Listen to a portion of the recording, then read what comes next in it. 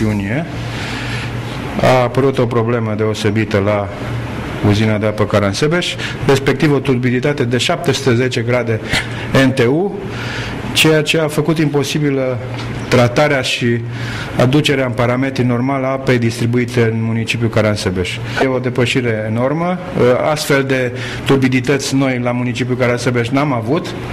Apa nu poate fi folosită în scopuri potabile, ci doar în scopuri menajere, de uz gospodăresc. Spre norocul nostru, administrația locală s-a gospodărit și avem în municipiu 40 de fântâni care pot asigura în momentul de față apa potabilă cetățenilor municipiului.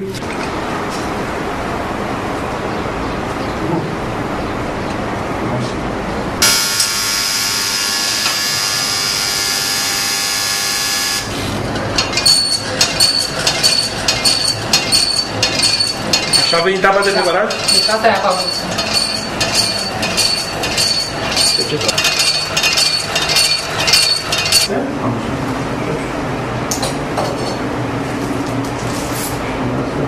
Ceva.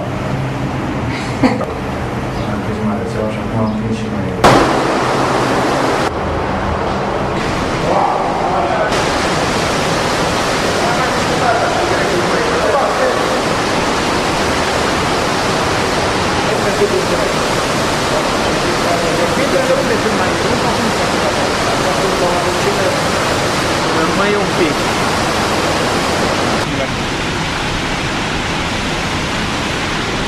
După cum vedeți în acest moment, așa arată apa brută care vine de lacul Zervești, pe care noi facem eforturi deosebite să o tratăm și să o aducem în final în parametrii de potabilitate.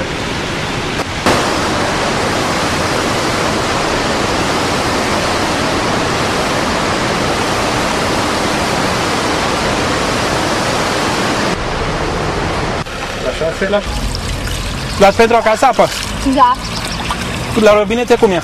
Este foarte tulbure. Că la robinete tu. Nu poate să pregătească mâncarea. Și asta? Asta e foarte bun.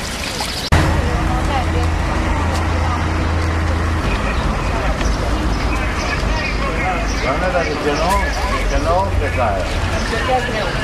Fiindcă e tulbure la chiuvetă, de-aia stăm. Nu se poate consuma? E roșie de azi dimineață, galbenă, da, nu se poate.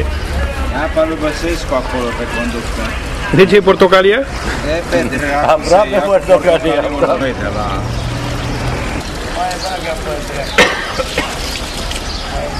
Nu l-a făcut tot, de ce